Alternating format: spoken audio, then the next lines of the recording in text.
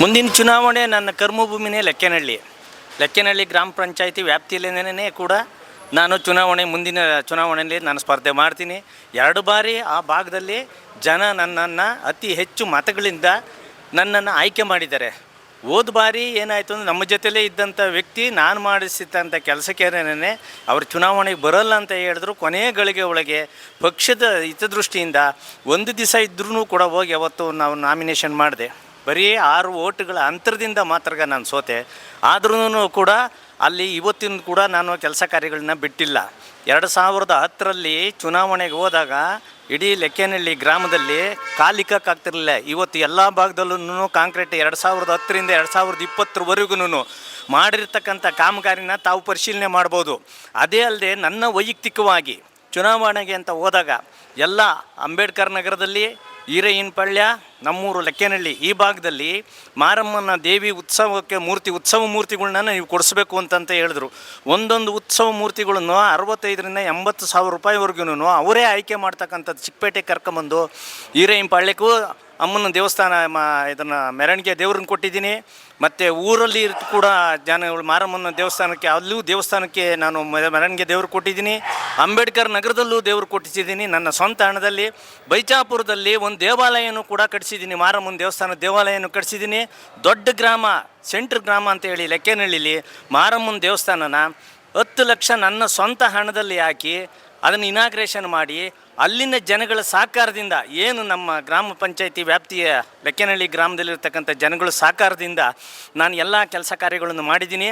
ಇನ್ನೊಂದು ಉಳ್ಕೊಂಡಿತ್ತು, ಅಶ್ವತ್ಥ ಕಟ್ಟೆ ಕಟ್ಟಿಸ್ಕೊಡ್ತೀನಿ ಅಂತಂತ ಹೇಳಿದೆ ನನ್ನ ಸಹೋದರಿಯರಿಗೆ. ಇವತ್ತೂ ಕಟ್ಟಿಸ್ಕೊಡ್ತೀನಿ. ಅದು ಕಟ್ಟಕ್ಕೆ ಹೋದಂಥ ಕೆಲವು ಜನ ನಾವು ಪೂಜೆ ಮಾಡಿಸಿ ಆದಮೇಲೆ ನಂತರ ಈ ವ್ಯಕ್ತಿ ರಾಜಕಾರಣದಲ್ಲಿ ಇಷ್ಟು ಮುಂದುವರಿತಾನೆ ಅಂತಂತ ಹೇಳಿ ಮನಸ್ಸಿಗೆ ಬಂತೋ ಏನೋ, ಕಟ್ಟಬೇಕಾದ್ರೆ ಗ್ರಾಮ ಠಾಣದ ಜಾಗನ ನಂದು ಸ್ವಂತ ಜಾಗ ಅಂತಂತ ಹೇಳ್ಬಿಟ್ಟು ಬೇರೆಯವರಿಂದ ಕಿತಾಪತಿ ಮಾಡಿ ಆ ಕಾರ್ಯನಲ್ಲಿ ನಿಲ್ಲಿಸವ್ರೆ.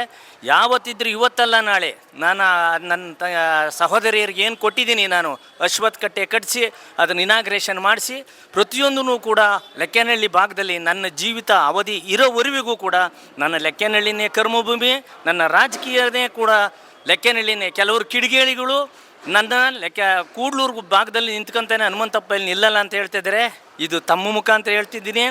ನನ್ನ ಏನು ಮತಕ್ಷೇತ್ರ ಲೆಕ್ಕೇನಹಳ್ಳಿ ಗ್ರಾಮ ಪಂಚಾಯಿತಿ ವ್ಯಾಪ್ತಿಯ ನನ್ನ ವಾರ್ಡ್ನಲ್ಲಿ ಪ್ರತಿಯೊಬ್ಬರು ಕೂಡ ನನ್ನ ಸಹೋದರ ಸಹೋದರಿಯರಿಗೆ ಹಾಗೂ ನನ್ನ ಯುವಕ ಮಿತ್ರರಿಗೆ, ಬಂಧುಗಳಿಗೆ, ಕಾಂಗ್ರೆಸ್ ಪಕ್ಷದ ಕಾರ್ಯಕರ್ತರಿಗೆ, ಎಲ್ಲ ಮುಖಂಡರುಗಳಿಗೂ ನಾನು ಹೇಳೋದು ಒಂದೇ, ಲೆಕ್ಕೇನಹಳ್ಳಿ ಭಾಗದಲ್ಲೇ ನಾನು ರಾಜಕಾರಣ ಮಾಡಿಕೊಂಡು ಜನಸೇವೆ ಮಾಡಿಕೊಂಡು ಲೆಕ್ಕೇನಹಳ್ಳಿ ಭಾಗದಲ್ಲೇ ನಿಲ್ತೀನಿ ವಿನಃ ಹೊರಗಡೆ ಹೋಗೋದಿಲ್ಲ. ಪ್ರತಿಯೊಂದು ದೇವರುಗಳನ್ನ ಕೊಟ್ಟರೂ ಕೂಡ ಅದು ಇನಾಗ್ರೇಷನ್ ಮಾಡಿಸಿ ಹೋಮ ಹವನಗಳನ್ನೆಲ್ಲ ಮಾಡಿ ಇವತ್ತಿನ ದಿವಸ ಪ್ರತಿಯೊಬ್ಬರು ಆಯಾ ಊರುಗಳಲ್ಲಿ ದೇವಸ್ಥಾನದಲ್ಲಿ ಪೂಜೆ ಹಬ್ಬಗಳು ಇದನ್ನು ಮಾಡ್ತಿದ್ದಾರೆ. ನನ್ನ ಮಾತು ಸುಳ್ಳಾಗಿದ್ದರೆ ನೀವು ಹೋಗಿ ಗ್ರಾಮದಲ್ಲಿಯೇ ಕೂಡ ನೀವು ಚೆಕ್ ಮಾಡ್ಬೋದು. ನಾನು ಈಗ ಹೇಳಿರ್ತಕ್ಕಂಥದ್ದಕ್ಕೆ ಅವತ್ತಿನ ದಿವಸ ಮನೆಗೂ ನೀರು ಕೊಟ್ಟವನು ನಾನು, ಟ್ಯಾಂಕ್ ಮಾಡಿಸ್ತವ್ರು ನಾವು ಮಾಡಿಸಿ ಮನೆಗೆ ನೀರು ಕೊಟ್ಟು ಇವತ್ತಿನ ದಿವಸ 5 ವರ್ಷದಿಂದ ಈಚೆಗೆ ಯಾವುದೇ ಕಾಮಗಾರಿಗಳು ಎಲ್ಲೂ ಭಾಗದಲ್ಲೂ ಇಲ್ಲ.